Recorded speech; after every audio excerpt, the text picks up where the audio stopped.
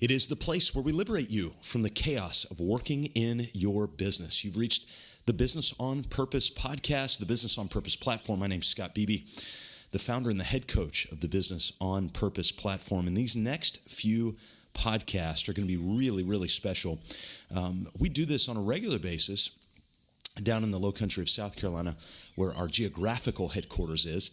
Our online headquarters is at mybusinessonpurpose.com, but we have the privilege of being able to serve small business owners, both locally and around the world. And locally, about every 3 months or so, we host an event, and we just provide it locally for our clients, the ones we get the privilege of being able to serve here in the low country, either with a lunch or, at the time of this recording, we just finished a half-day mid-year workshop where we really focused in on this one idea of what it means to be a heroic leader. And it wasn't just for the business owners we serve, but also for their key leaders.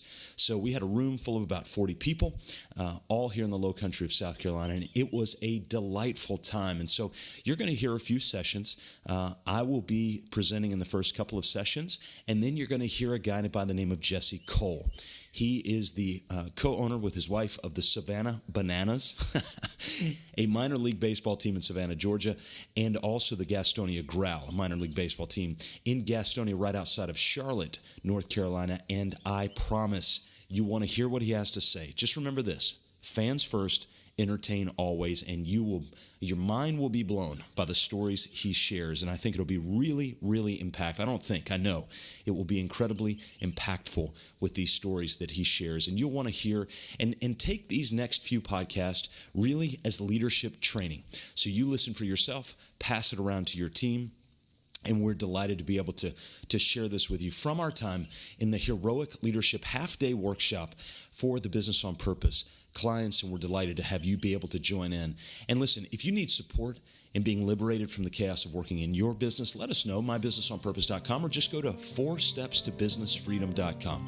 It's all spelled out, 4stepstobusinessfreedom.com, and you can check out there how we might be able to serve you. All right, dive in. Here you go. Hope you enjoy this session of this series of heroic leadership entitled We Need You to Lead. Enjoy this final session. Because it kind of lent to this idea of a growth mindset. If you're willing to hear that about yourself from people that you work with closely every day, you're communicating with them that I want to grow. And if you don't want to grow, then you're not going to go to the vision. If you don't go to the vision, we all know what happens, right? We keep repeating ourselves. And so this idea of growth mindset, you have to create a culture to where not only you want to grow, but you're putting yourself in position to be uncomfortable to grow. If you want to be able to do 100 push-ups on one arm, you have to do one before you do two. And when you get to 2, it hurts. And when you get to 3, it hurts more. And when you get to 15, it really hurts. And so you got to push through. And so why in the world do we think we're going to grow in our mindset if we're not willing to put in the work for growth? John Maxwell tells a story in his book. I forget what the title of it is. Anyway, he says this story where in 1970-something, he had just got asked to be the pastor of the largest church in his denomination. He used to be a pastor before he got into the leadership stuff, out in California. And he sat down, he met with a guy, and a guy was selling a growth kit, a personal growth and development kit for $800 back in 1970-something. It was how much he made in a month. So it was a whole month's salary for him to buy this personal growth and development kit. And so he went home, he talked to his wife about it, and they decided they were going to go all in. He wasn't going to go out to lunches, he was going to save his money here, they were going to park some money over here and all this stuff. He said, I haven't stopped growing since. It was the most important decision I made for my personal life, outside of my faith, was buying that $800 personal growth and development kit and showing up every day and doing exactly what it asked him to do. He said, I made more money because of that one kit than I have in anything else I've done in my life. Because it set in motion a habit of growth, but it didn't come easy. And so, not only has John Maxwell written over 50 books, God himself only knows how many he's actually read in order to get to that point. We're not going to be great at anything unless we've got this growth mindset, and it starts with lifelong learning. That's why you've not heard the end of this idea of a book club. It's because one of the only ways we get there is through reading, through learning. Guys, if you're not listening to podcasts all the time, you are missing out. That is free knowledge. And it's right there. I mean, really, do you want to listen to like Circus Boy and Kirby in the morning on 107.5 FM? I mean, do we really want to listen to that? No. Start finding stuff that's going to feed who you are, that wants to help you grow. Well, Scott, I don't have time for that. Turn off the freaking radio and start listening to podcasts on the airplane.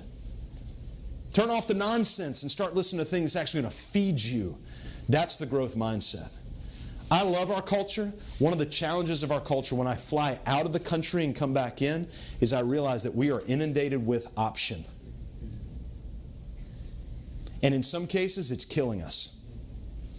We are inundated with option. There's something kind of freeing to go to a place where the internet just didn't work one day. Well, I want to go check. Can't. Well, I want to go to... Can't. So you know what I did? I played cards with my kids. We are inundated with options. And you're going to have the self-discipline to say no to the nonsense.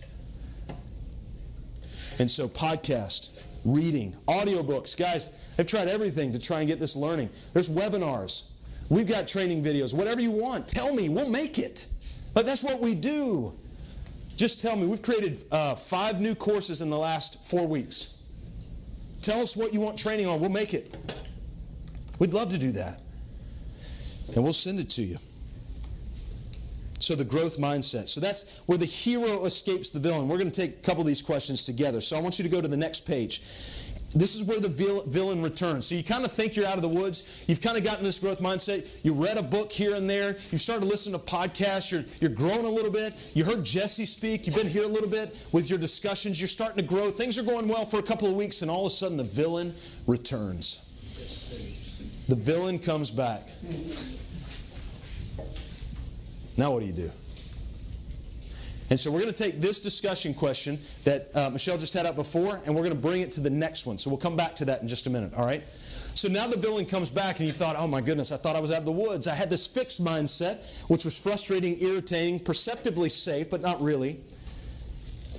And I had this growth mindset, and I was growing, and I was developing, and all of a sudden the fear crept back in.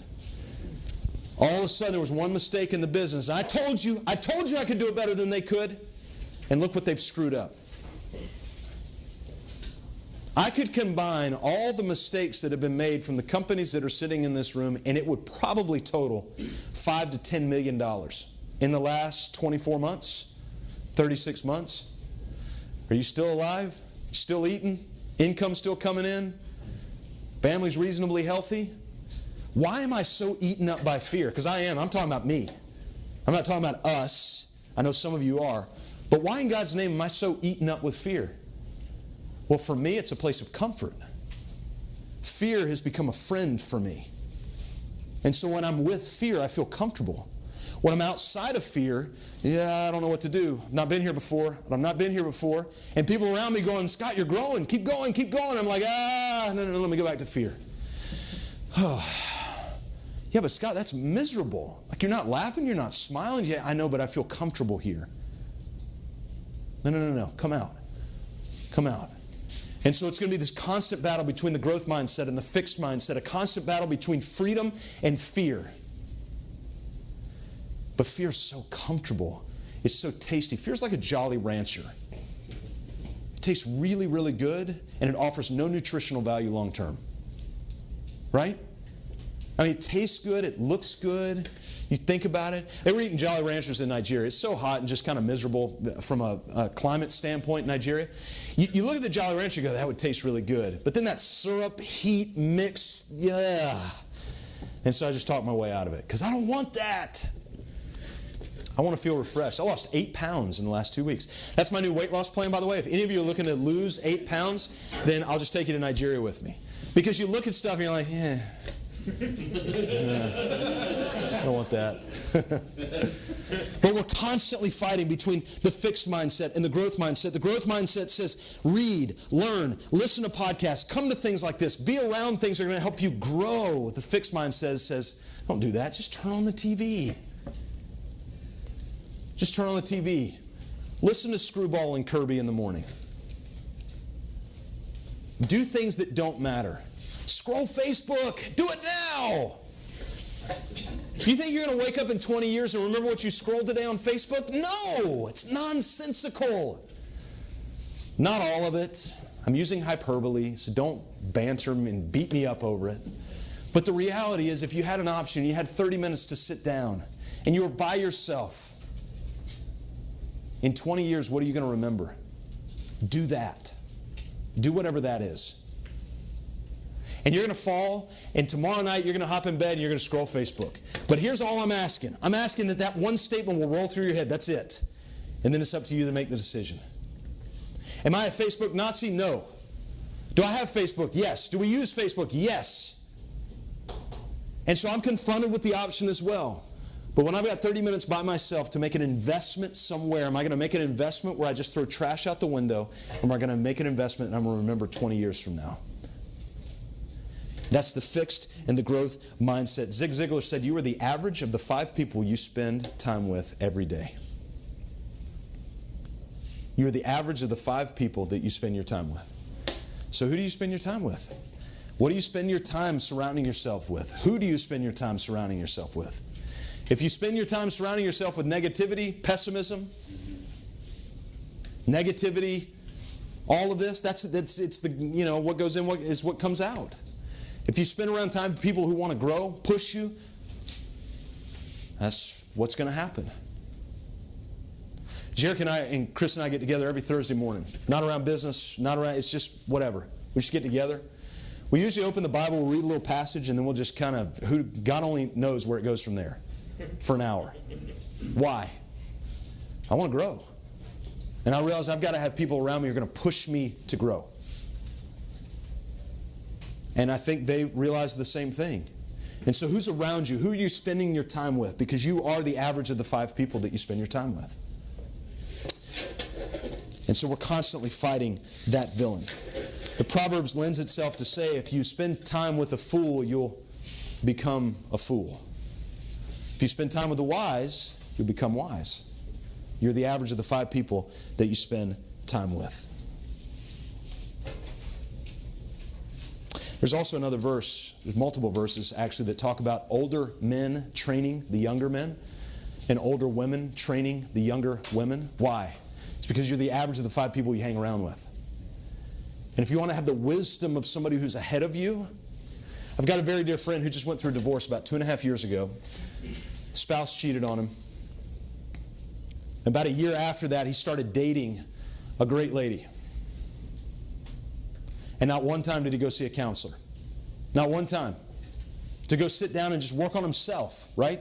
Just to get better, to be able to kind of get this stuff out. And so as time progressed on, finally the lady he was dating just basically said, we can't go any farther. Because there's so much of this life that you've not dealt with, you've not gotten insight on, you've not gotten wisdom on. So I'm afraid that you've not learned from any of it. Not because you're a bad guy, not because you don't love who I am, but you've not sought any wisdom on this hellacious experience that you went through. And so she just kind of walked away from the relationship intentionally. He's been going to see a counselor since. Lo and behold. And he's starting to work on himself and gain wisdom and gain traction around those sorts of things. There's a reason that we have the opportunity, and this is why we need you to lead, is because there are younger people than you, not just chronologically, but younger people than you in the business, in the industry, that need your leadership. They need your wisdom. They need your insight. They need your motivation. They need your inspiration. They need something more than a paycheck to get them out of bed on Monday. And for most people, statistically, that's what gets them out of bed on Monday. And we don't want that anymore. We want people to jump out of bed. I love Mondays. I know I'm a freak show, but I love Mondays. It's my favorite day of the week. Because it's the first day that I realize that all these small business owners are living in chaos, trying to figure it out. And it's the first day of the week I get to come alongside and work with them on that. I don't have all the answers, but I can ask a lot of questions. And I get to do that. That's the skill God's put inside me. I don't know how to fix a car. I don't know how to build a house. God help me if I had to come repair your HVAC system. I don't have a clue. But I know how to come alongside small business owners and ask questions. That's why I love Monday. And if you can keep the lights on at my house and keep my people fed and all that kind of stuff, you don't even have to pay me. Now, don't hold me to that. I'm still going to send you an invoice. But I love it. I love this more than anything else I've ever done in my life.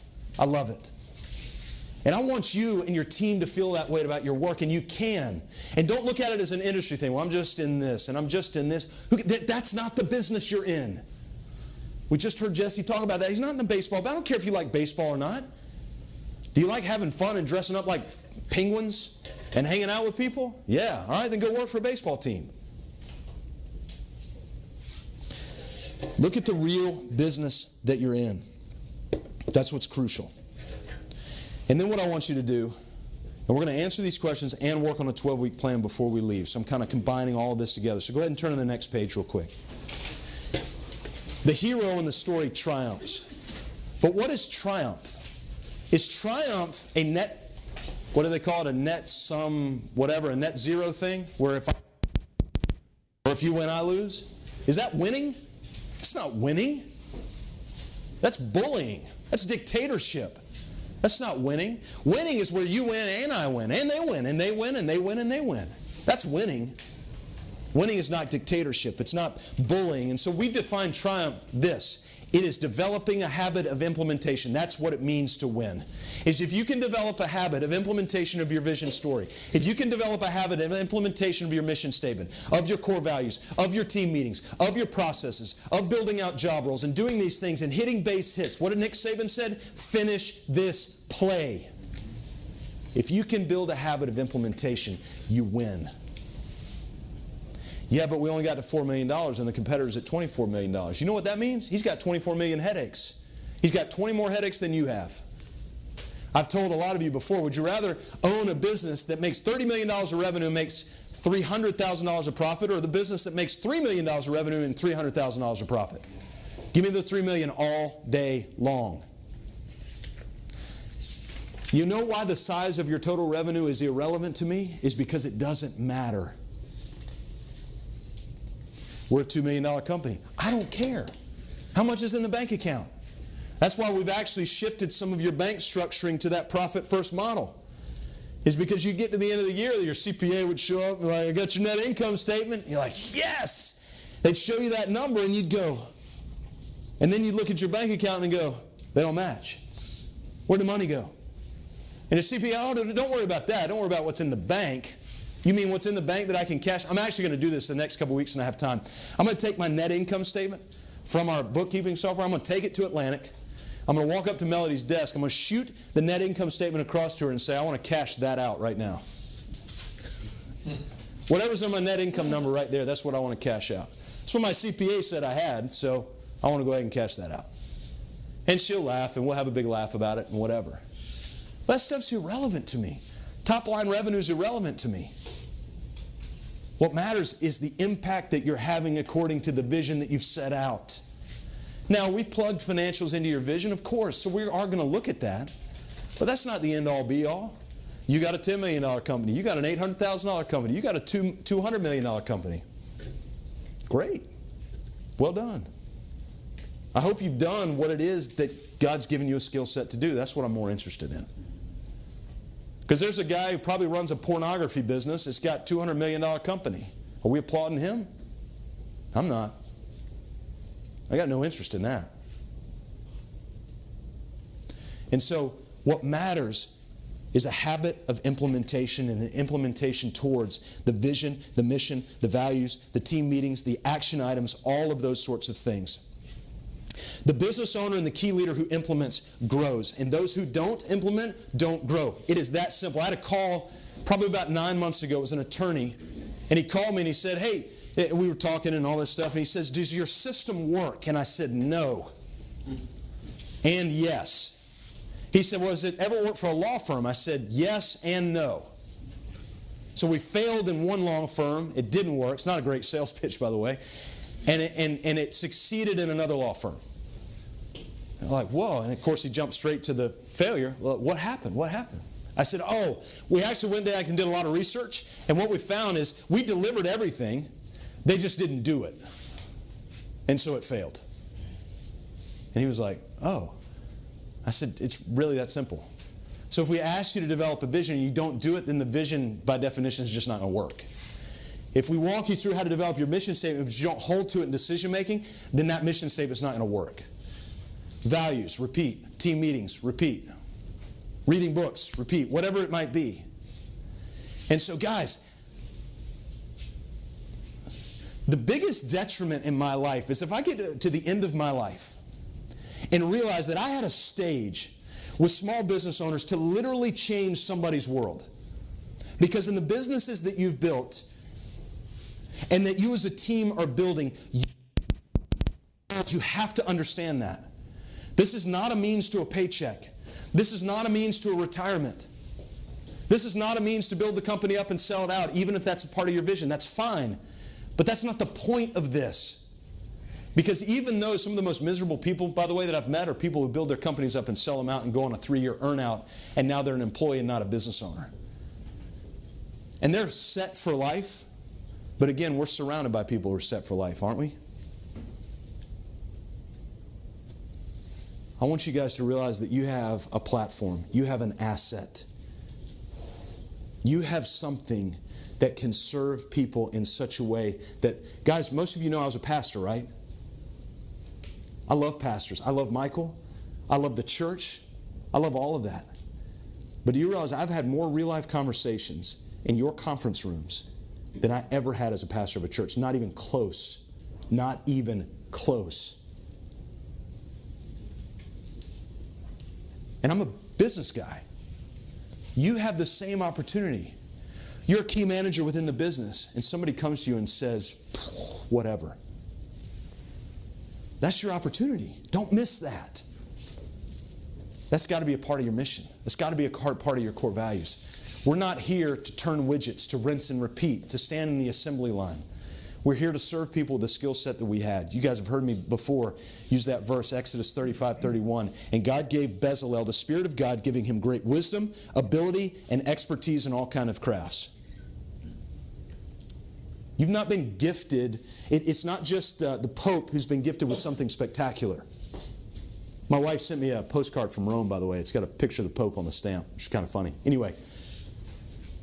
But it's not just the Pope who's got this spectacular thing in it. You have it. So fight the fixed mindset. Embrace the growth mindset. I'm going to brag on Garrett for just a second. There's a book that I read. It's #1 book all time for me. #1 book all time for me. And it's called The Divine Conspiracy. And most of you, if you got it, you'd open it and you'd be like, I'm not interested at all.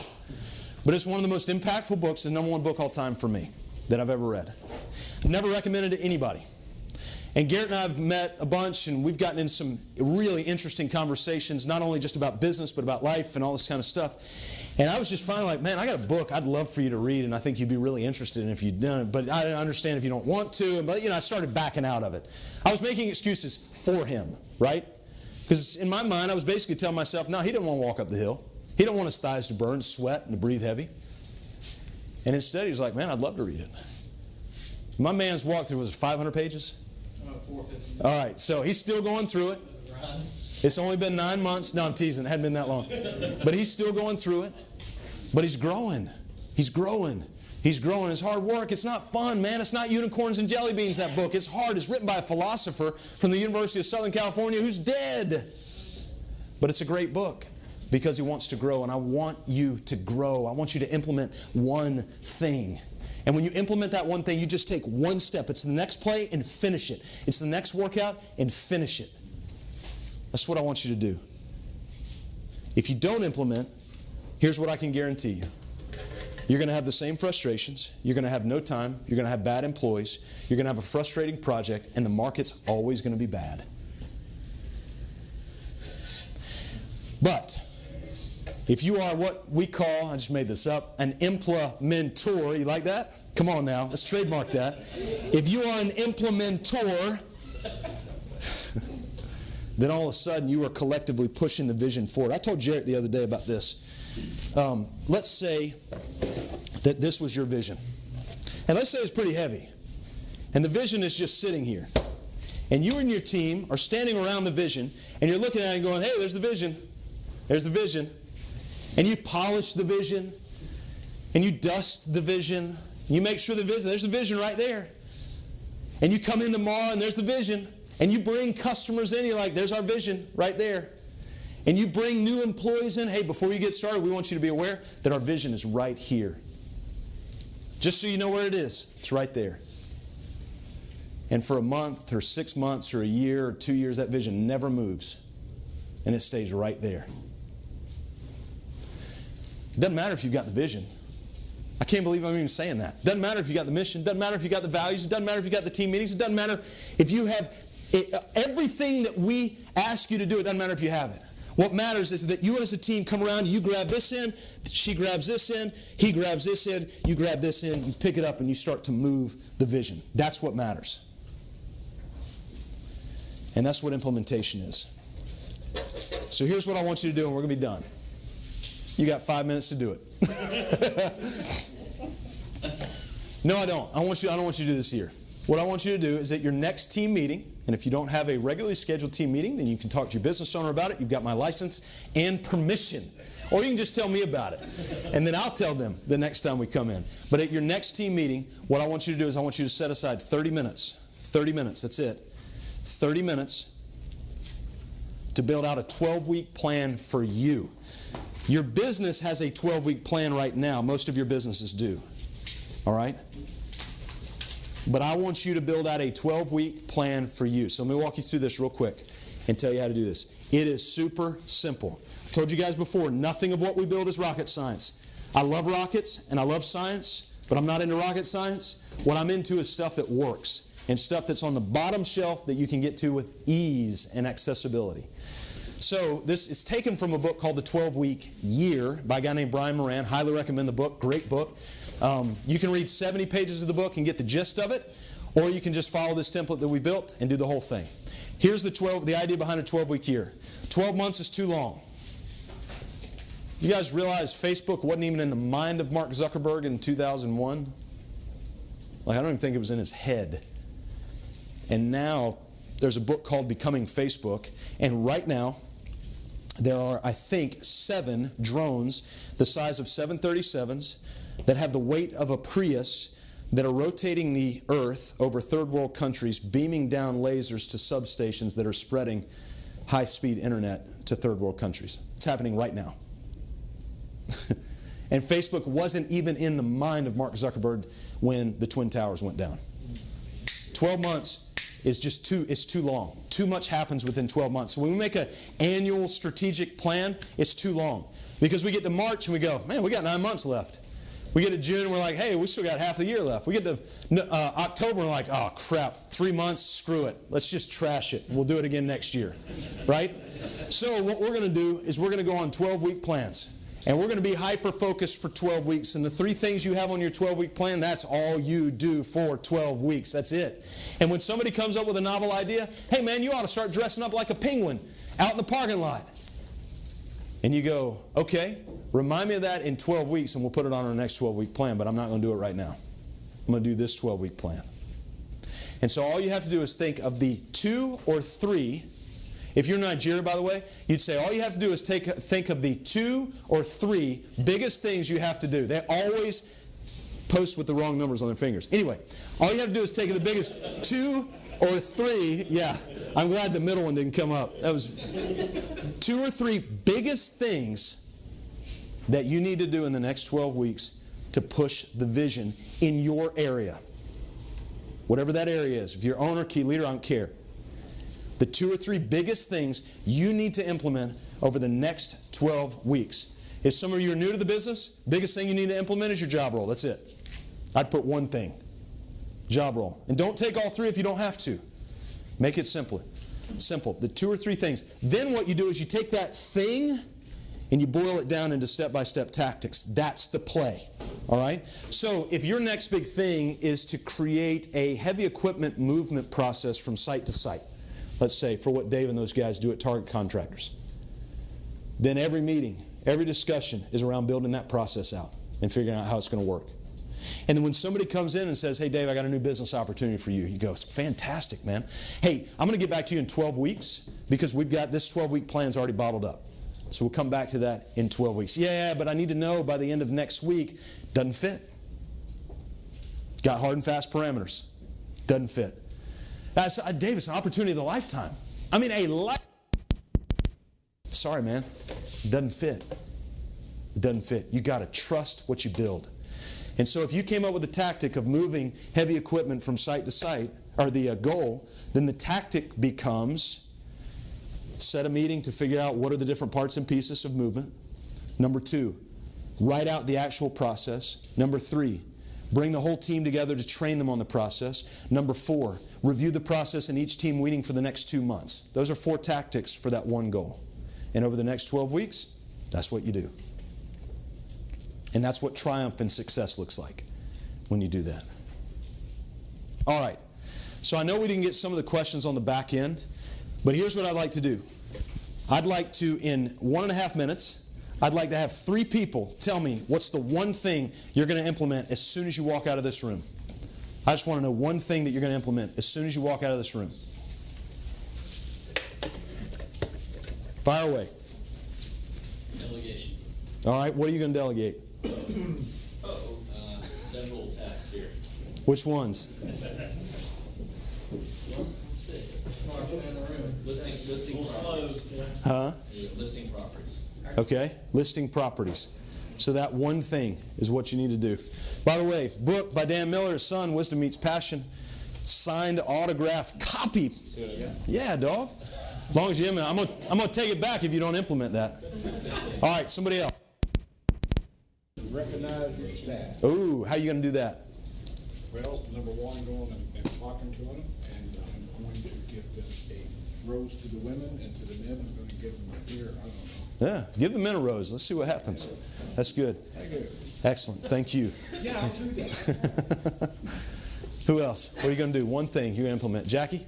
Well, right after this, we have our team meeting, I lead, and I'm going to probably just discuss a lot of stuff we have here and start blending some accountability in. All right. So if you would take one thing from here and put that into the 12-week plan at your team meeting, even just introducing this to the team, I think would be powerful. Ryan and Tiffany already know about it. I need to get our 12-week plan. Yeah. So Maybe that's good. I'm out of books, but anybody got anything else? One thing? You want? Find our customer experience. Ooh, define your customer experience. Sounds like a process to me. That's great. By the way, your customer is not just John and Sue, but it's them too. They're my customer. Yeah, absolutely. Yeah, that's right. That's exactly right. Remember what he said, your customer's the hero. And quite honestly, at the end of the day, guys, that's why I wanted to build this thing out the way that we did, is because you're the hero in this story that's going on. It is our privilege to be able to serve you, because we really do think you're a hero, what you do. I hope that was helpful. Make sure to check out the other episodes of this podcast series within the Business on Purpose podcast, focused on heroic leadership. We need you to lead. So what's your one big takeaway? Why? Because we need you to lead. Hey, we're here serving people just like you, small business owners, liberating you from your chaos. Let us know how we can serve you at the Business on Purpose platform. Head on over to mybusinessonpurpose.com or 4stepstobusinessfreedom.com, all spelled out, and we'll see you there.